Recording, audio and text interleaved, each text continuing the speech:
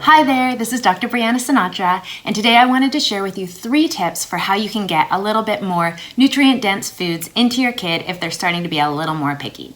First, a great way to get a good amount of nutrient-dense foods into your kiddo can be a smoothie, especially if you have a high-powered blender. You can really mix it up well. In this smoothie, we added a cup of blueberries, a handful of spinach, a cup of hemp milk, a tablespoon of hemp seed, a tablespoon of almond butter, and a banana. And so for us, this can be a great addition to a morning breakfast. It can be a great after-school snack.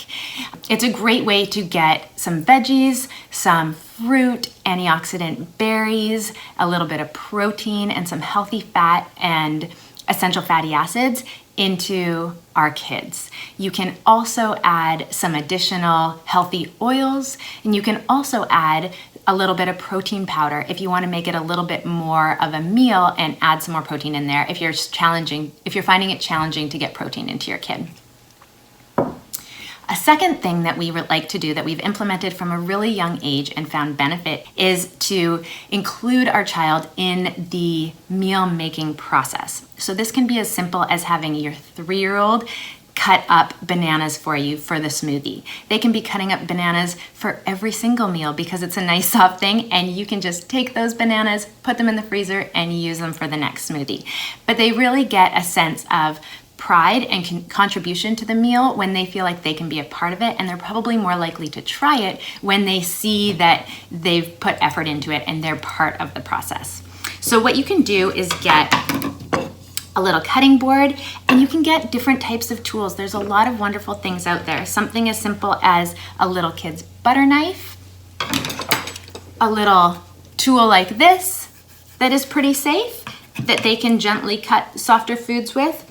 Or you can also get a tool like this from like a Montessori or Waldorf online store where they put pressure down with 2 hands, and you can even, cut fries or the zucchini or stronger things. You want to supervise your child, but it can be really great for their motor development, eye-hand coordination, and again, for them to be a part of the meal making process.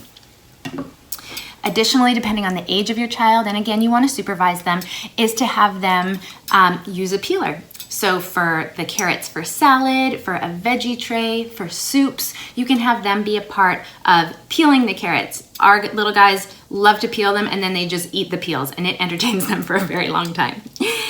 Third is finding something that you know your kids love. In our case, for our children, this is gluten-free pie crust, because no matter what I put in there, they feel like it is such a treat, and they call it pie, and they devour it up. So what we've been doing is making a quiche.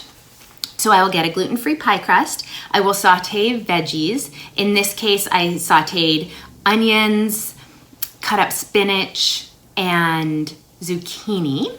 And then I added in eggs that were blended with a vegan cashew kale pesto to give it a little more flavor.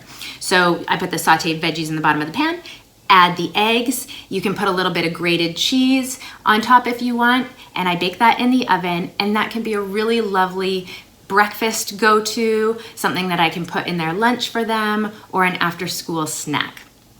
So the key there is to find something you know your kids loves, and try and cut up veggies. The finer you cut it, the easier it is to hide it, but you can add it in something like a pasta sauce. You can even grate it, grate up carrots, grate up beets to put it in a pasta sauce, and you can also cut it up and put that in a soup or a stew. So I hope some of these things were helpful. I hope that there are things that you can start experimenting with and implementing in your house. If you have any suggestions of things that have worked for you, please share so we can all benefit. And thank you so much for listening, and I wish you all the best. Until next time, bye.